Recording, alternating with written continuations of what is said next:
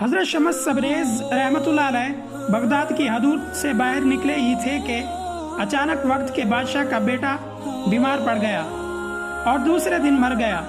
بادشاہ کو گمان گزرا شاید یہ سب واقعہ حضرت شمس تبریز سے بدسلوکی کی وجہ سے رونما ہوا ہے۔ بادشاہ نے اپنے مشیران کو حکم دیا کہ کوئی بھی صورت ہو انہیں بغداد واپس لاؤ۔ مشیران نے بادشاہ کا حکم پاتے ہی تیز گھوڑوں پر سوار ہو کر دوڑ پڑے۔ قاصدوں نے حضرت شمس تبریز رحمۃ اللہ علیہ کو پہچان لیا، پھر دست سے بدست عرض کی حضور بغداد واپس تشریف لے آئے۔ یہ سن کر حضرت شمس رحمۃ اللہ علیہ کے چہرے پر اذیت کا رنگ ابھر آیا۔ کل جس جگہ مجھے ذلیل کیا گیا آج پھر اسی مقام پر جانے کا کہہ رہے ہو۔ حضرت شمس نے واپس بغداد جانے سے انکار کر دیا، لیکن شاہی مشیران بہت دیر تک عاجزی کا مظاہرہ کرتے رہے۔ حضرت شمس تبریز رحمۃ اللہ علیہ کو ان پر رحم آ گیا اور ان کے ساتھ واپس بغداد جانے کا ارادہ کر لیا۔ جب آپ شاہی محل پہنچے وہاں صف ماتم بچھی ہوئی تھی۔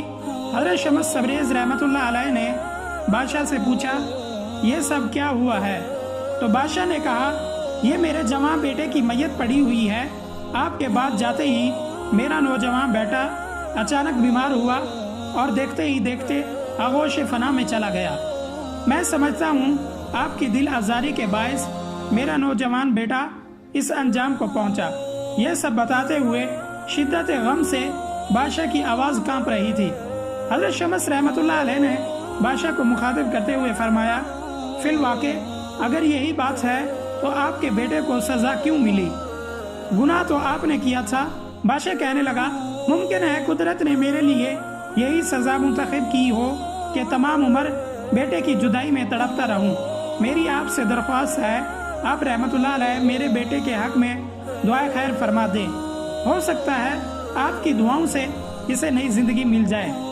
حضرت شمس تبریز رحمت اللہ علیہ نے بادشاہ کی بات سن کر فرمایا ایسا ہوتا تو نہیں ہے، پھر بھی میں تمہاری تعریف قلب کے لیے اللہ تعالیٰ کی بارگاہ میں عرض کر دیتا ہوں۔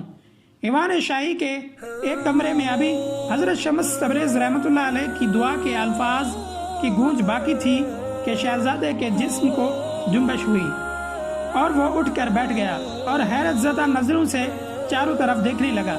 یہ منظر دیکھ کر بادشاہ حضرت شمس تبریز رحمت اللہ علیہ کے قدموں میں گر گیا اور کہنے لگا یہ سب آپ کی دعاؤں کا نتیجہ ہے کہ میرے بیٹے کو دوبارہ زندگی عطا ہوئی۔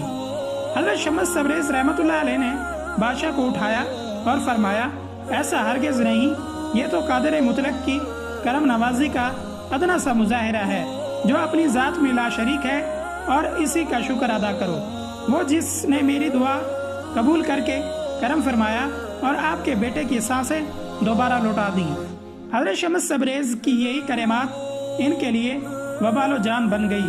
لوگوں نے آپ کو شعبدے باز کہا اور آپ کے خلاف صف آرا ہو گئے۔ حضرت شمس تبریز رحمت اللہ علیہ کی کھال کھینچ لی گئی، اسی حالت میں بغداد سے نکال دیا جب آپ لہو لہان تھے۔ ولی عہد سلطنت شہزادہ محمد کو آپ رحمت اللہ علیہ سے بڑی عقیدت تھی۔ جب آپ رحمت اللہ علیہ شہر بدر ہوئے تو شہزادہ محمد بھی آپ کے ساتھ چل پڑے۔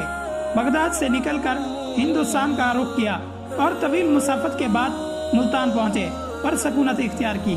یہاں کے لوگوں نے بھی اہل بغداد کی طرح آپ رحمت اللہ علیہ کی مخالفت کی۔ ایک بار یوں ہوا کہ حضرت شمس رحمت اللہ علیہ کو گوشت بھوننے کے لیے آگ کی ضرورت پیش آئی۔ آپ نے شہزادہ محمد کو آگ لینے کے لیے بھیجا، مگر پورے شہر میں سے کسی نے بھی آگ نہ دی۔ ایک سنگ دل شخص نے اس وجہ سے شہزادے کو اتنا مارا کہ چہرے پر زخموں سے نشان ابھر آئے۔ واپس آ کر شہزادے نے پورا واقعہ سنایا تو آپ نہایت جلالت کی حالت میں خانقاہ سے نکلے، گوشت کا ٹکڑا ہاتھ میں تھا۔ پھر حضرت نے آسمان پر نظر کر کے سورج کو مخاطب کرتے ہوئے فرمایا تو بھی شمس میں بھی شمس، اس گوشت کے ٹکڑے کو بھون دے۔ اتنا کہنا تھا کہ گرمی کی شدت میں اضافہ ہو گیا۔ پھر یہ گرمی اتنی بڑی کہ اہل ملتان چیخ اٹھے، پورا شہر آگ کی بھٹی بن کر رہ گیا۔ کچھ باخبر لوگوں نے یہ صورتحال دیکھی تو آپ کی خدمت میں حاضر ہوئے اور عرض کرنے لگے کہ کیا چند نادانوں کے جرم کی سزا پورے شہر کو دے ڈالیں گے؟ آپ نے فرمایا یہ نادان نہیں صفاق ہیں، آگ جیسی بے قیمت چیز نہیں دے سکتے، میرے محبوب کے چہرے کو زخموں سے سجا دیا، آخر اس کا جرم کیا تھا؟ جانتے ہو یہ کون ہے؟ بغداد کا شہزادہ، میری خاطر آپ لوگوں سے بھیک مانگنے گیا، لیکن اس کو آپ لوگوں سے زخم ملے۔ اب جب تک سارے شہر کے جسم آگلوں سے نہیں بھر جائیں گے مجھے قرار نہیں آئے گا۔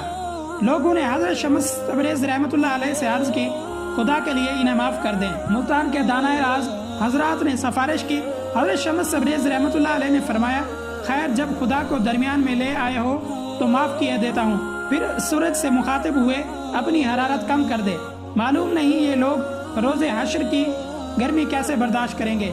آپ نے فرمایا تھا کہ سورج کی حرارت اعتدال پر آ گئی۔ لوگ اب بھی ملتان کی گرمی کو اسی واقعہ کا نتیجہ سمجھتے ہیں۔